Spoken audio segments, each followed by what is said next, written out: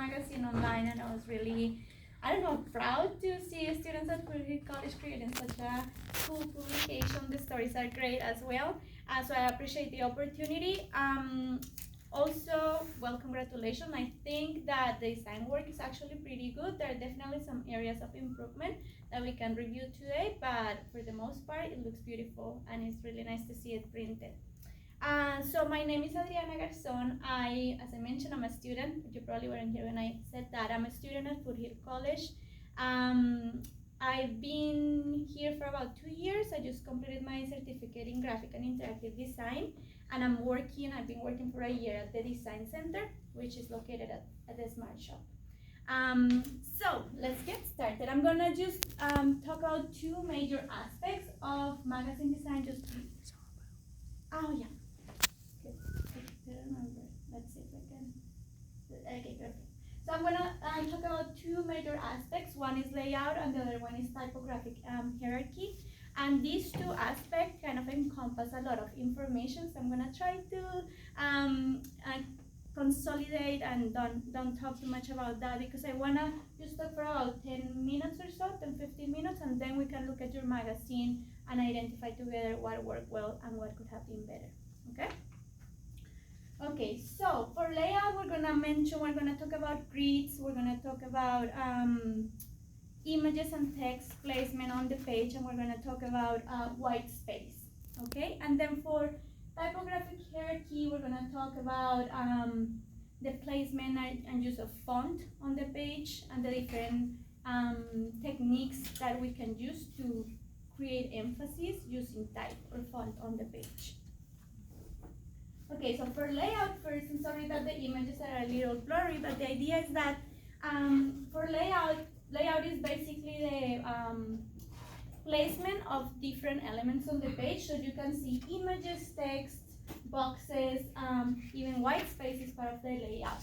Now, to create this layout, I know you guys use Canva, which is a wonderful website and software that is available to create graphic design elements, but they use something in the background that we don't really see, which are grids. These kind of lines, horizontal and vertical lines, that create a backbone or a underlying structure for the design that you have.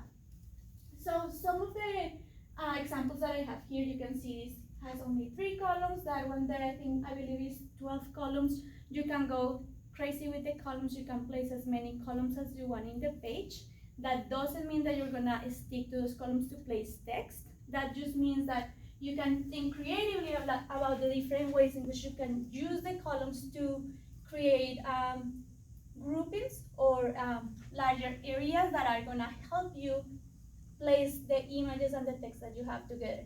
So here's a good use of the columns. Here we have 12 columns, and then they decided to use 4 columns for the main text, and then 2 columns for other information that they wanted to present. As you can see here, you can see the break images, and then they decided to use all these 8 columns for the headline or the main text, the main title, which is a good use of the space. Why is it important to use a grid? Because if you use a grid, you're gonna stay consistent throughout your whole magazine. Even though you're deciding, okay, I'm gonna use 2 columns in this case to do that, and in the next story I'm gonna use a different combination or arrangement of elements within those columns. As readers, even though we don't know exactly what column selection you use, we can see the uniformity throughout the magazine. Okay, some magazines actually have certain rules. They do, for instance, they said, okay, for the main story, we're gonna use a 3-column grid. For the minor stories or secondary stories, we're gonna use a 6-column grid. And if we have just one single page story, then we're gonna use maybe a 6-column grid to present information and images in that way. So that's a good tip to keep in mind. Maybe some guidelines around that can be shared with the students before everyone is creating their pages.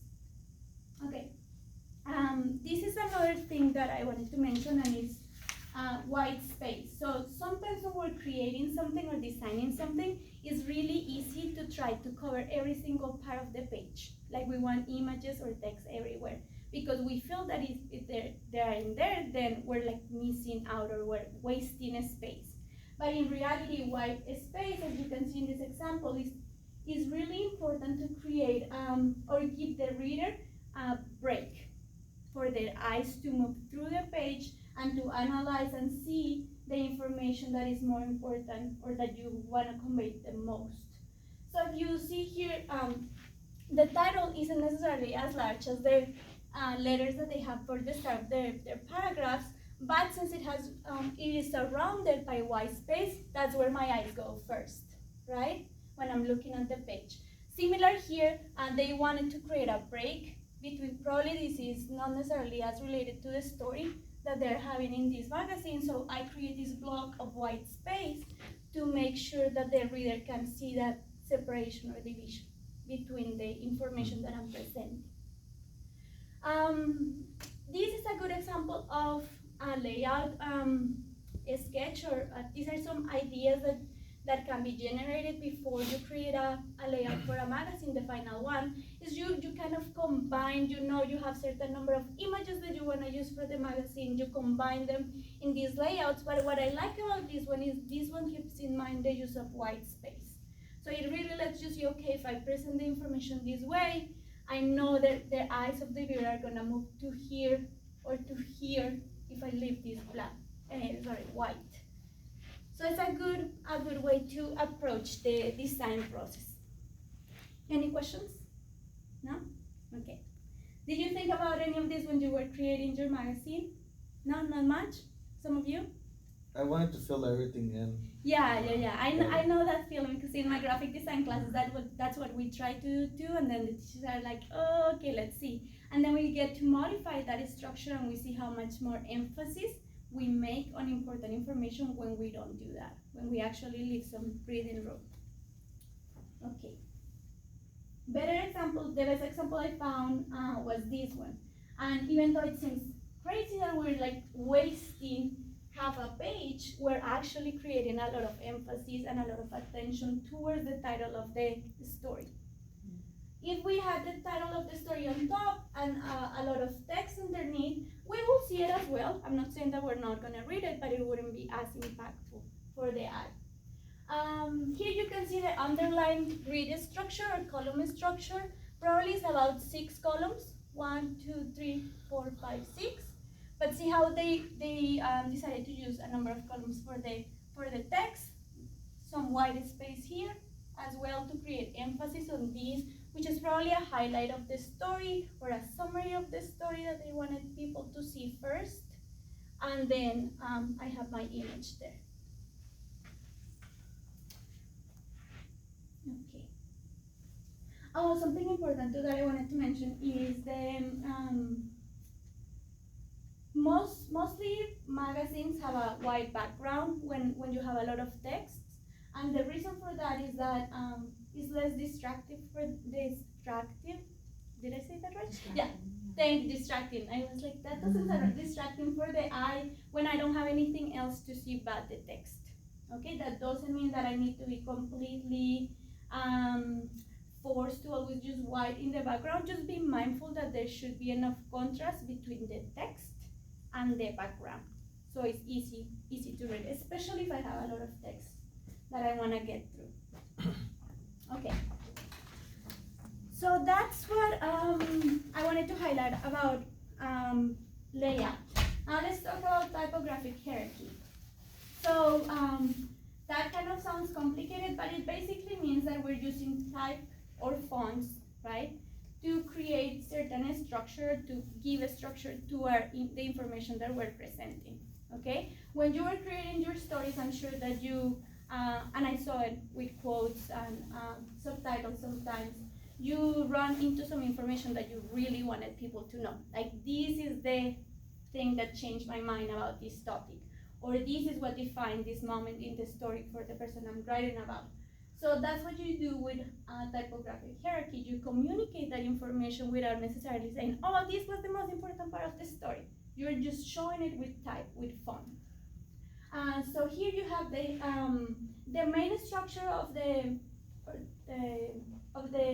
typographic hierarchy is basically you have 3 levels of it. You have the headline or level 1, which is basically the title, is the most important information that you want to present because you want to grab the attention of the reader.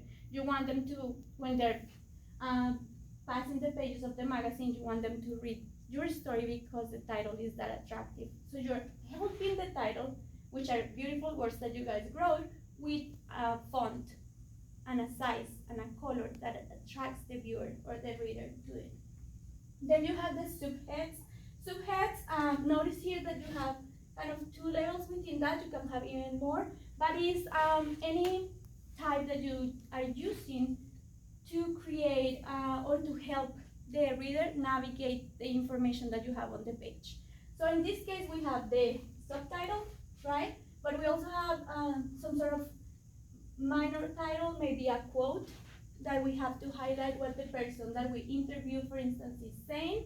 Sometimes it's numbers to help people move through a list, right?